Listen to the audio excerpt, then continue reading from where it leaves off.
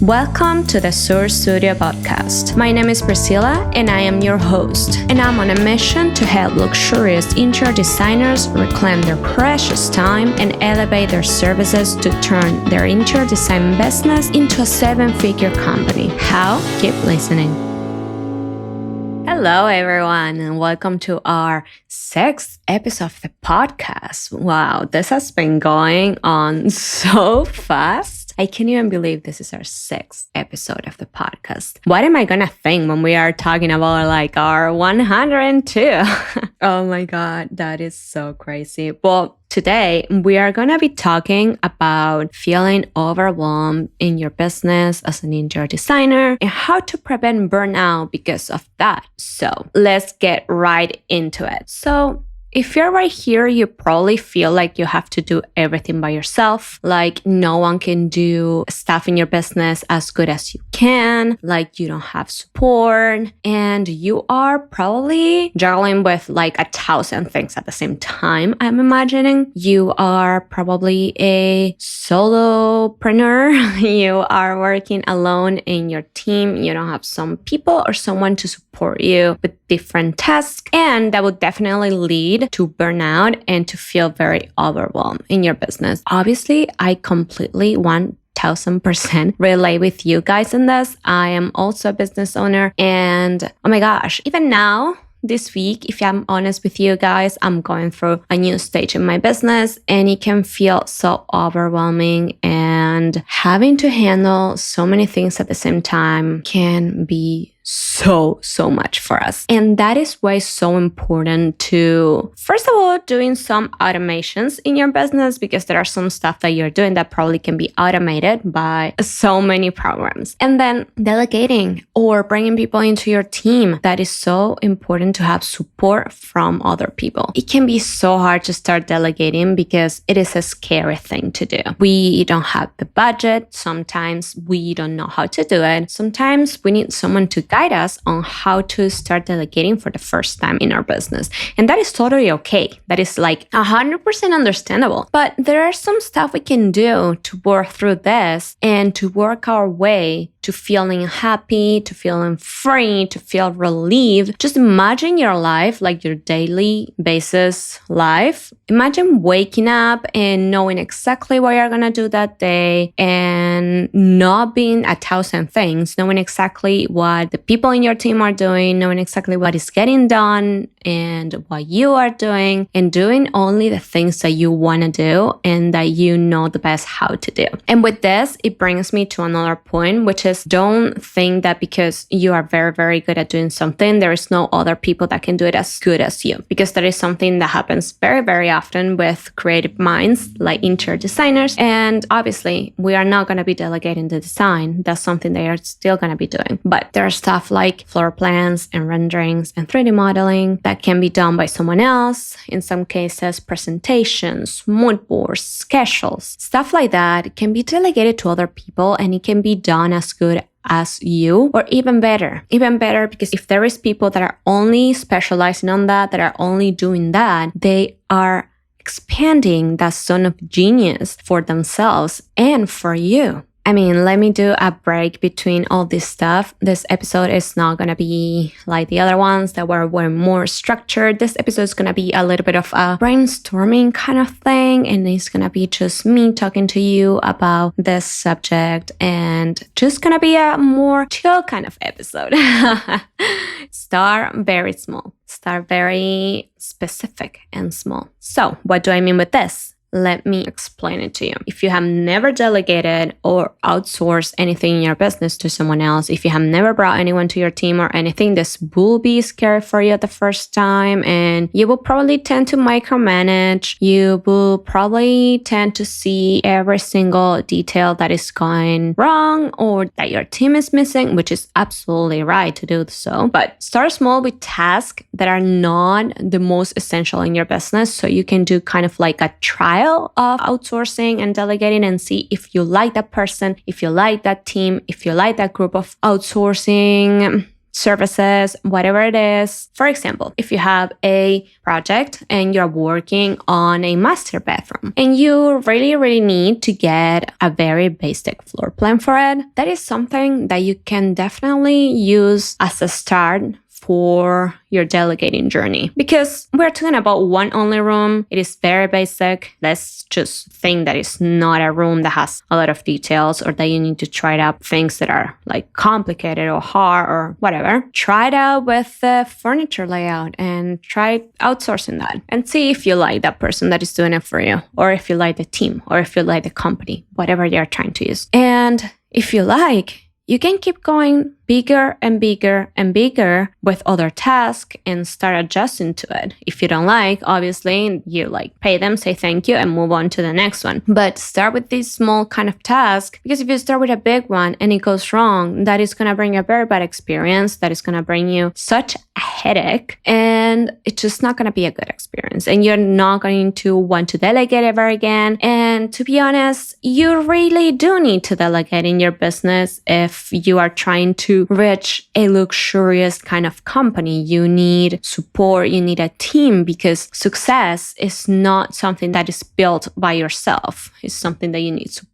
to reach. Besides starting small, identify exactly what is bringing you a headache in your business. What is taking you a lot of time? What you don't enjoy? What is complicated for you? What you don't know how to do? Identify all those points and write it down on a list. Create a bullet point or whatever that is very visual for you to actually see very specific what is that you need to start delegating. And also, actually, guys, if you don't know how to do this, I do have a free guide on how to start delegating, a little outsourcing guide I can share with you. If anyone is listening to this episode and really wants to identify those points, I can share this with you and it will guide you to the process of identifying everything that you need to delegate and how to delegate it, and some little tips here and there that will probably be helpful for you. So between this episode and that guide, they will complement beautifully, and I think it will help you so much on your delegation journey. Something else that is very important for you to do when you start delegating, something that I just mentioned before, the micromanaging part. Make sure you're not micromanaging your team or your virtual assistant or whoever you're using for this task. Don't micromanage them. Just give very clear instructions and be very specific and very detailed. Same thing when you give feedback. And this is something that you're not going to be able to jump. Just let me tell you from now, you are not going to be able to skip the feedback part. You're not going to be able to skip you need to like tell them that they need to modify something. Even the most luxurious experienced company in the world, you will probably have to give some feedback and ask them to adjust minimum stuff because they don't know you yet at the beginning. And they need to get to know your way of work, your processes, your style, and everything. So be very patient. And again, don't micromanage. Let them do it. And if it is hard for you to not micromanage, because it can be a little bit hard for me too, just set very specific times and days when you check up with them. So a random example of what you can do, if you have this person working on a project and it would take a week, and let's say that they started on a Monday to make it very easy for us to understand, right? They say they start on Monday and they need to bring it back the next Monday. So instead of checking every single day or checking like many times per day, just check every 2 days in this example, right? So they start on Monday, check on Wednesday and be like, hey, how is everything going? And if you have any specific questions, just put them all together in one single email or chat or text or whatever you're using to communicate. Just put all the questions together for them instead of sending them spread up in time, because if you do that, it's going to confuse them so much, or some stuff will get missed in the middle probably. So don't take that chance and just collect all your questions and all the stuff that you want to say to them and put them all together in one single text or one single email and then send it to them. And again, if you're checking on Wednesday, how is everything going? Have you been able to do this? And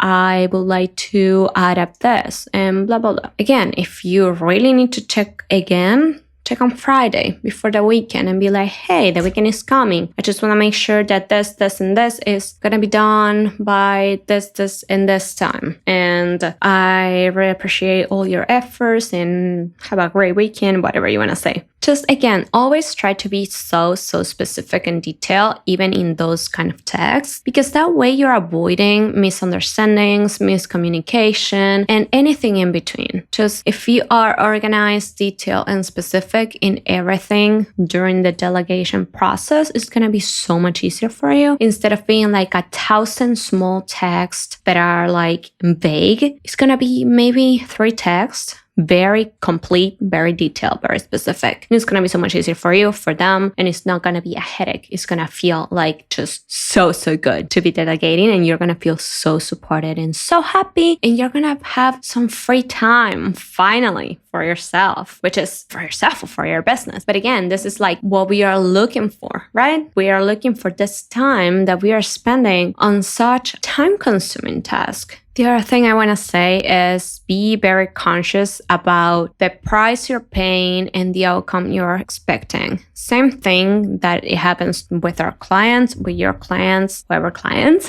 Clients have unrealistic expectations normally for what they are paying. So think about how annoying or awful it can be to you when you have a client that is expecting so much, but they are not paying for that. So from that position, just look at your outsourcing team and think about how much you're paying and what are your expectations. What I'm trying to say is if you are outsourcing to someone that you're paying very low, your expectations cannot be luxurious expectations, okay? If you want high-end and luxurious outcome, you need to be paying for that too. So on that sense, be very conscious about what is your budget and what are your expectations. And sometimes our expectations and our budgets don't match, and we need to adjust one or the other, or maybe both. So yeah, sometimes you might have to lower your expectations if you are not willing to pay a little bit more, or if you are not ready because your budget is tight to pay a little bit more. And if you are ready to pay a little bit more, that's awesome, because if you are going for more of an experience and valuable team, you will have to pay more. And this doesn't fall into, oh, how much am I paying? How much are you paying? It doesn't fall into the price. You have to know that experience and expertise and education have a cost and a value. So as much expertise, experience, and education a team has or a person has, their services are also going to be higher and their prices are going to be higher too. Probably that person that you're paying very low,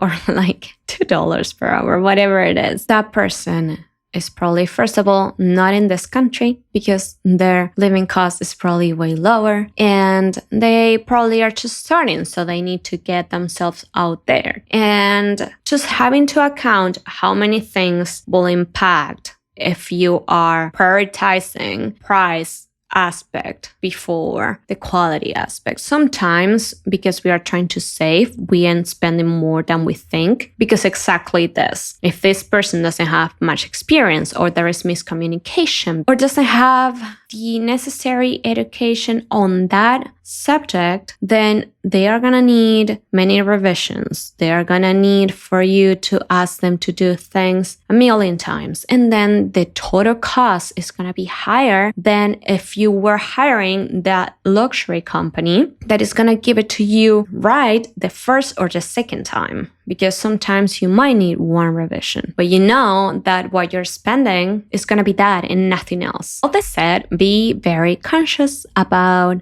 your priorities regarding with what you're spending and the quality and the outcome you want. One last thing I want to say about outsourcing is that your team or your person needs to understand what you're thinking about and needs to understand you and your business. So you need to be willing to be open with them and to share your vision and to share your thoughts and to share everything that is going on in your head regarding the project, right? We are not talking about personal stuff or business stuff. We're talking about the specific project you're working on with them. You need to be willing to be very open and to share a bunch of details details about it so they can understand exactly what is going on in your head so they can nail it the first time. Even if this means getting on a call with them and just chatting about the project and dumping all your thoughts and brainstorming and opening yourself to them about a bunch of stuff around that, that is also okay. That is something that I actually 100% recommend. That is something that we do at Sur Studio with every of our clients when we just start. So definitely get into the specifics of your brain with your team members. Go ahead and take the risk. Go ahead and try outsourcing. As I said, start very small. What is the worst that can happen? Probably you won't be even spending directly on them because the cost of this, you are projecting it to your clients. Your clients are the one paying for it ultimately. So what do I mean with this? I will make a little quick break to explain this right now. The cost of your outsourcing team or your outsourcing person, you put it inside your design fee and your clients pay for it. You don't pay for it. So when you are, for example, hiring us, you are not spending us. Your clients are. So do a smart move, invest in a smart way, and put it into your fees so you don't have to spend in it. Back to a point, just try it. Risk it. There is nothing that can go wrong. And I mean, you're probably thinking, well, like, yeah, if they give me an awful result, an awful product, like an awful floor plan, an awful rendering, that went wrong because now I have to go with someone else and make my clients pay for that other person too. Well, yeah, that can be the case. But for that, you have portfolios and you have testimonials and you have everything you can see from that team or person. And that's why always go on the website, check their portfolio, go on their Instagram, check their work, go on the website and Instagram, check their testimonials, reviews, go and check them out, up and right and up and down, go and stalk them. Stalk the whole website, one, twice, over and over again, as many times as you need. And that's how you know that that's what you are getting. And even if it goes wrong that way, that is an experience and you always learn from that experience and you know what you would do next time. You know exactly what to do next time. So don't always take those experiences as negative experiences. I know that you think you can do everything by yourself, but you can't. And that is a reality. You cannot do everything by yourself or you will end overwhelmed and you will end burned out and you are not made to cover every single part of your business or your life or anything. You can handle everything by yourself and you cannot cover everything. That is why it's so important to have very, very clear who your ideal client is. That is a separate subject, nothing to do with this, but that is a separate subject that also just came to my mind when I said that. And I mean, being a one-person team has gotten you this far, but right now it's time to stand out as an authority and level up. We also know that as an interior designer, your skills and your visions, your unique visions, are in high demand right now. And because of this, it's so essential to showcase them in the best way possible. And not having a team or someone to support you is also not having strategy. And without a solid strategy and or support in place, you're definitely missing out on the explosive and the incredible growth your brand can get and that your brand and you absolutely deserves and has won. As I said before in this episode, success isn't built on solo efforts. Also, the same solo route that you are taking right now might be holding you back from a professional, luxurious look that your company actually deserves and that you more than anyone deserves. Also, a little secret I want to tell you is that when you present your brand or your company, whatever you want to call it, without a team behind you, your clients and also your peers will notice the standard you are setting because you are setting your own standard by doing this. And what do I mean with this? I mean that your company is giving beginner vibes, even though you are literally the most expert interior designer in your industry, probably. And trust me on this, your clients notice this stuff even if you think they don't. Your clients notice the vibes that you are giving and the standards that you are presenting without even noticing that you are presenting them. So take a note on that. But don't worry too much, because there is many people that you can bring into your team. And I mean, this is where we come into. If you are trying to become an industry leader and to bring your company to the next level, to get luxurious and more profitable than ever, then outsourcing is definitely the answer for you. And we can absolutely help you with this. I will be more than happy to hear from you in my DMs or my email, my website, wherever you decide to reach out to me. I will be so happy to hear from you and help you and hear you. Most importantly, get to know you. I love when I get to know all of you guys, like actually know you. I would love to be friends with all of you if I could. I think that's the most kind of valuable relationship you can have with your clients, when you can get to sit and talk with them like if they were your friends and have a coffee chat with them. I love those kind of relationships with my clients, if I'm honest. Anyways, I don't want to go around this subject too much anymore. I think everything I said includes mostly everything that I wanted to say about this subject. You can definitely find more content and information about this on my Instagram. And as I mentioned before, I do have a free outsourcing guide and delegation checklist, step-by-step stuff and tips that I can share with you. So if you're interested, you can just DM me and I will share with you. Or you guys, you can find it on my website too. If you are a little shy and you don't want to DM me, you can go to my website and you just put your email so I can send it to you, and you will find it in your inbox right away. As always, I hope this episode was very helpful for you. And if you have any questions, concerns, or anything you want to share with me, I would love to hear from you. And I hope I have you in our next episode again. Thank you for listening to the Sur Studio podcast. We love to have in our community. Let's be friends on social media. You can find us on Instagram at surstudio.id or check out our website at surstudiointeriordesign.com. This was Priscilla from Sur Studio, and I look forward to have you on our next episode.